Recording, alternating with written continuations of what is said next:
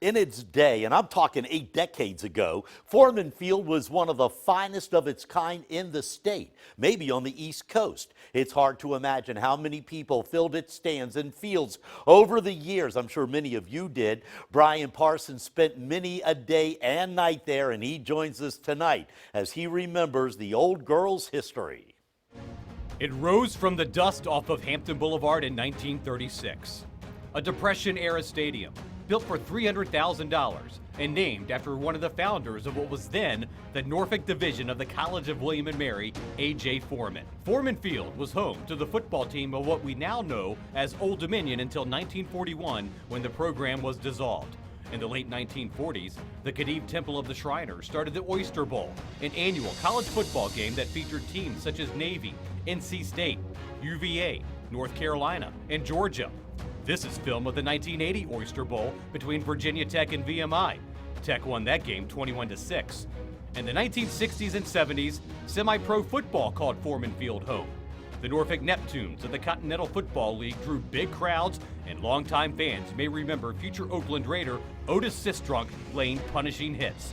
The NFL also made a few stops. The Redskins played several preseason games there during the 1960s.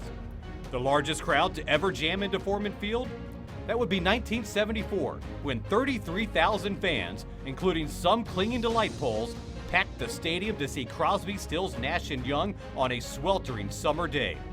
The Oyster Bowl stopped playing its annual game at Foreman Field in 1995. By then, Norfolk State had moved in, and the Spartans drew big crowds when they were a member of the CIAA. All the while, the ODU campus was growing, and growing fast. A pep rally in 1984 at Webb Center sparked interest in football returning to Old Dominion, and 4 years later, the NCAA approved the creation of a new Division I AAA format, and at the time, it looked like football would be coming back to Foreman Field. But several years later, the idea was shelved, and talk of football at ODU was dormant until the Board of Visitors approved the creation of a new football team.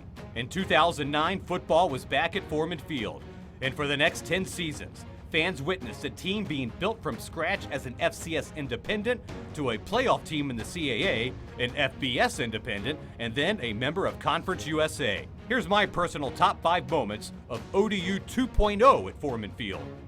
ODU's nail-biting win over James Madison in their first ever meeting.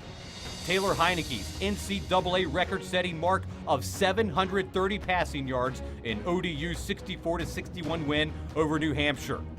How about the Monarchs' overtime win over Louisiana Tech when Heineke connected with David Washington for a walk-off win? And then there was Old Dominion's win last year over West Division leader North Texas, a game in which the Monarchs trailed 28-0. And of course, number 1, last season's monumental upset win over Virginia Tech. Last year, the lights finally went out on Foreman Field. It served its purpose, and then some.